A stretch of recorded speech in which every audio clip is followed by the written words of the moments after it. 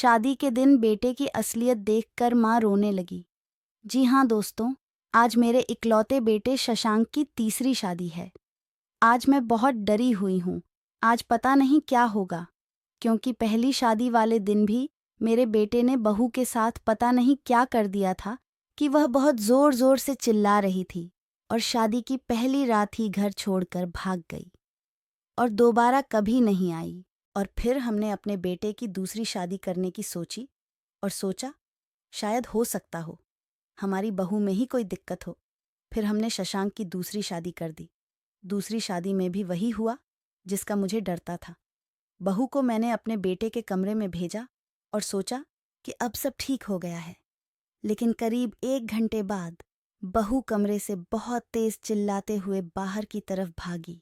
हम लोग उसकी चीखें सुनकर तुरंत बाहर वाले कमरे की तरफ दौड़े और देखा कि बहू बाहर जमीन पर गिर पड़ी है, बहुत तेज चिल्ला रही है और कुछ देर बाद ही वह बेहोश हो जाती है। हम सब लोग उसको हॉस्पिटल ले जाते हैं और फिर कई घंटे बाद उसको होश आता है। हम बहू से पूछते हैं कि बेटा, क्या हुआ था कमरे में जो तुम्हारी ऐसी हालत हो गई? लेकिन वह कुछ भी नहीं बोलती है और डॉक्टर कहते हैं कि आप अपनी बेटी को ले जा सकते हैं। वह हमारे साथ ससुराल जाने से मना कर देती है। वह अपने मायके चली जाती है और कहती है कि मैं आज के बाद आपके यहाँ कभी नहीं आऊँगी। मेरे तो समझ में ही नहीं आता है कि अब मैं क्या करूँ। अपने बेटे से पूछती हूँ तो वह कुछ बोलता ही नहीं है और बातें टाल देता है। जब ज्यादा फोर्स करो तो वह घर छोड़कर चला जाता है। इसी राज से पर्दा उठाने के लिए आज मैं अपने बेटे की तीसरी शादी कर रही हूँ। मैं देखना चाहती हूँ कि आखिर उस कमरे में होता क्या है जो बहू दोबारा उस कमरे में जाने को तैयार नहीं होती है। आखिर मेरा बेटा उनके साथ करता क्या है।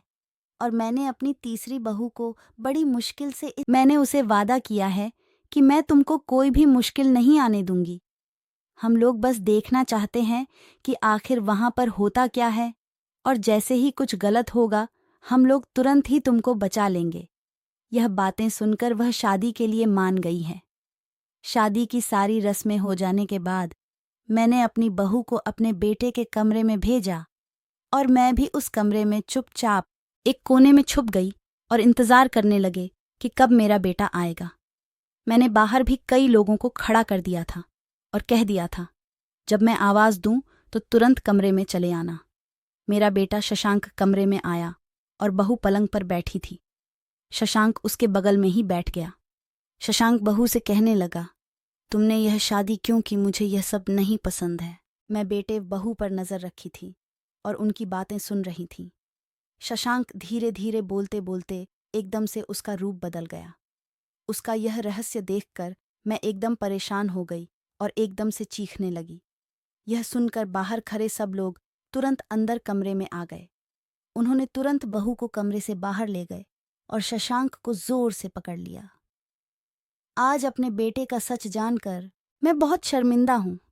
मैं फिर एक बड़े से डॉक्टर के पास गई और उनको उस रात की सारी बात बताई कि उस रात को जब मेरे बेटे ने बहू को देखा तो वह एकदम से गुस्सा हो गया था। उसकी आंखें एकदम लाल हो गई थीं। वह बहू के कपड़े फाड़ने लगा था।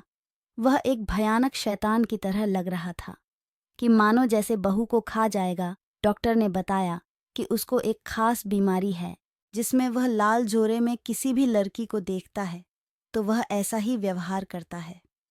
हमने कई महीनों तक उसका इलाज किया और वह पूरी तरह से ठीक हो गया। आज शशांक के 2 बच्चे भी हैं।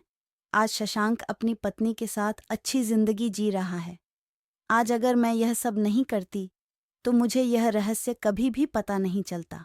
दोस्तों, इसीलिए जिंदगी में कभी हार नहीं माननी चाहिए। परेशानी को मत सोचो, मेरी जिंदगी में कितनी परेशानी व कितनी दिक्कतें हैं, बल्कि उस परेशानी का हल क्या है उसके बारे में सोचो।